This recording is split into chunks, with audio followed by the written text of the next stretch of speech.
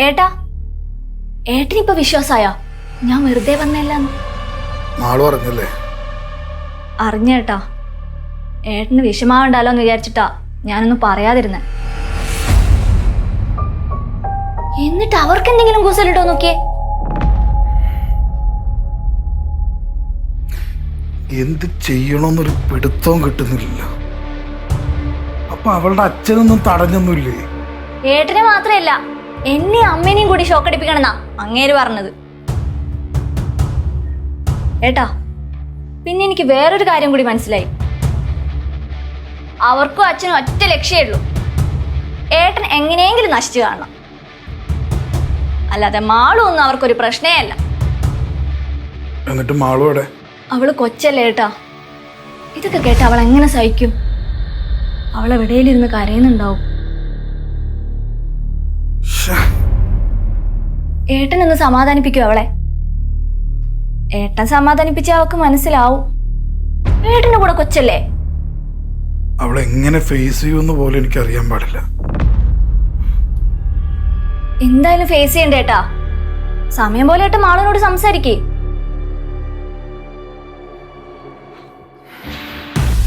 അവളോട് എന്തായാലും ഏട്ടത്തി ഏട്ടന്റെ ഭാഗത്ത് തെറ്റെന്നായിരിക്കും പറഞ്ഞ് ഫലിപ്പിച്ചിട്ടുണ്ടാവുക. തൽക്കാലം അതെങ്ങനെയെങ്കിലും മാറ്റിയെടുക്കട്ടാ. എല്ലാം ശരിയാവും. എന്നാ ഞാൻ ചെല്ലട്ടെ.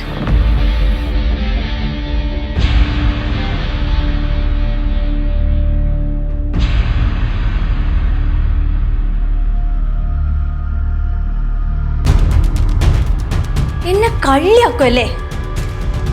നിങ്ങളെ കൊണ്ട് തന്നെ എല്ലാ സത്യങ്ങളും ഞാൻ മാളുവിനെ അറിയിക്കും. അതെന്റെ വാശിയ.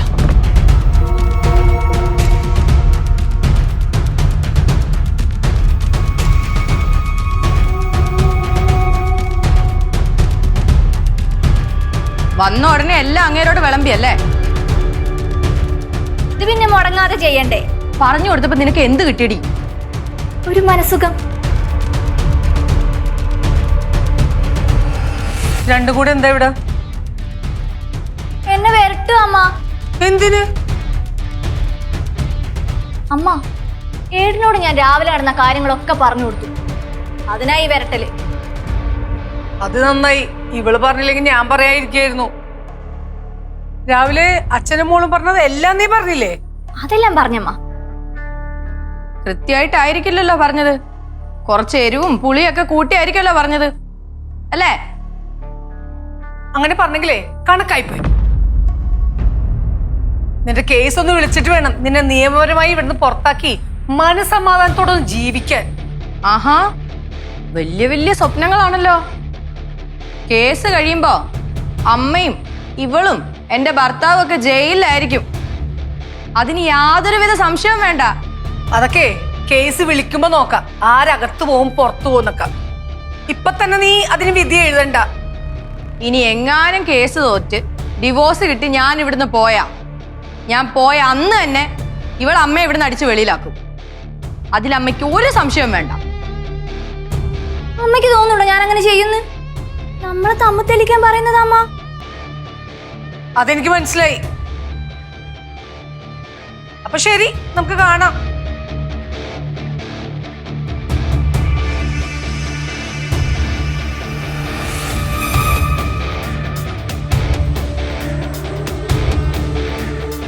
ഏട്ടത്തി ഒന്ന് നിന്നേ. എന്താടി? എനിക്ക് വേണേ രഘുവാണ് നിങ്ങളുടെ അച്ഛൻ എന്ന സത്യവും പിന്നെ കുറച്ച് ഇല്ലാത്ത കാര്യങ്ങളൊക്കെ കൂട്ടിപ്പറഞ്ഞ് നിങ്ങളെ ഭീഷണിപ്പെടുത്തി മാളുവിനോട് എല്ലാ സത്യങ്ങളും പറയിപ്പിക്കാം. പക്ഷെ അതിലൊരു ത്രില്ലില്ല. അവള് കാര്യങ്ങളൊക്കെ അറിയുമ്പോ ഒരു രസമൊക്കെ വേണ്ടേ? അതുകൊണ്ട് മാളുവിന് എല്ലാ സത്യങ്ങളും ഞാൻ തന്നെ അറിയിക്കും. അവളുടെ അച്ഛനും അമ്മയും അവളുടെ മുമ്പിൽ നാടകം കളിക്കാന്ന്. നീ അവളെ വെറുതെ വിടഞ്ചു. ഇതൊക്കെ അവളെ അറിയിച്ച നിനക്ക് എന്ത് കിട്ടാനാണ്? ഞാൻ നേരത്തെ പറഞ്ഞില്ലേ, മനസുഖം. അത് കിട്ടും. ഏട്ടത്തി ചെല്ല്.